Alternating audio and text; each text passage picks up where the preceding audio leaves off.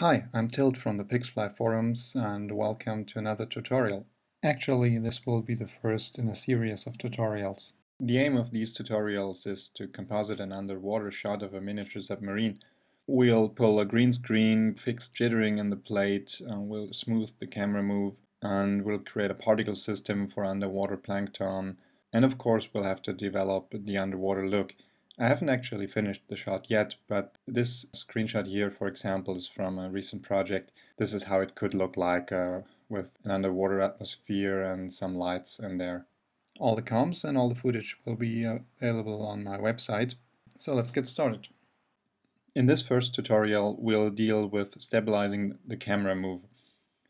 So we start up with this jittery shot of a turntable, and in the end, it'll look like this.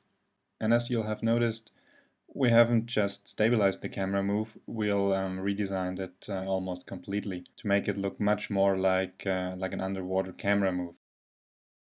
Since we have the camera track already and we want to use it for a 3D space and various elements further on, we can't stabilize this footage in 2D because it won't match to the camera track anymore. So the solution is to perform a 3D stabilization, as you would be able to do in SynthEyes, for example, but the nice thing is that you can also do it in Fusion. The result will be a new smooth camera track and the footage that goes along with it, and we'll be able to use this further on and in a 3D space and integrate it with the particle system and other elements. So let's get started. We'll connect our footage to our imported camera track. And as you can see, the camera has an image plane that receives the footage, and we're just going to render that out using the very same camera. And of course, there's no change to the footage. It's shaky as it used to be. To stabilize this thing, we're going to create a copy of the camera. I'm going to call this cam smooth.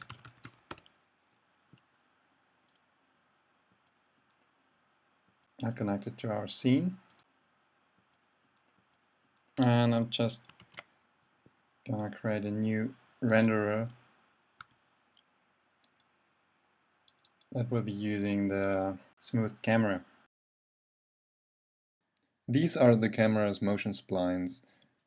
And as you can see, there's a very bumpy movement, especially on the Y offset.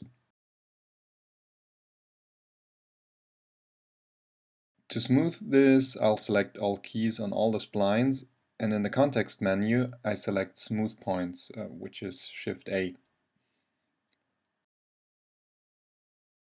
I'll press this shortcut a couple more times to smooth the splines even further.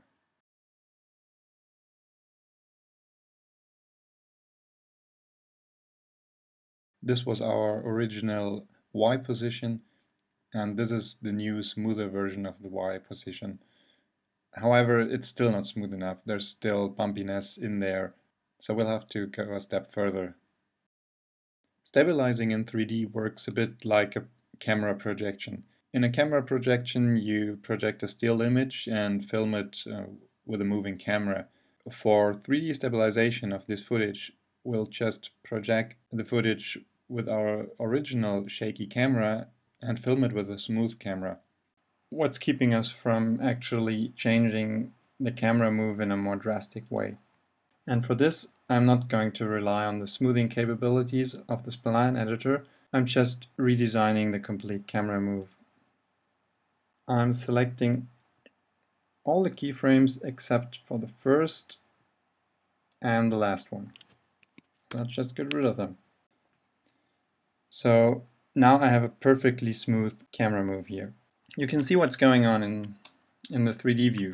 The camera up front is the new camera, and it will start and end on exactly the same position, but the movement in between is perfectly smooth.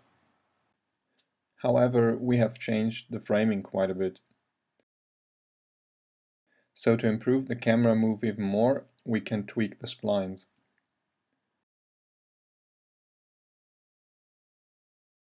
This can be done quite interactively in Fusion's 3D space.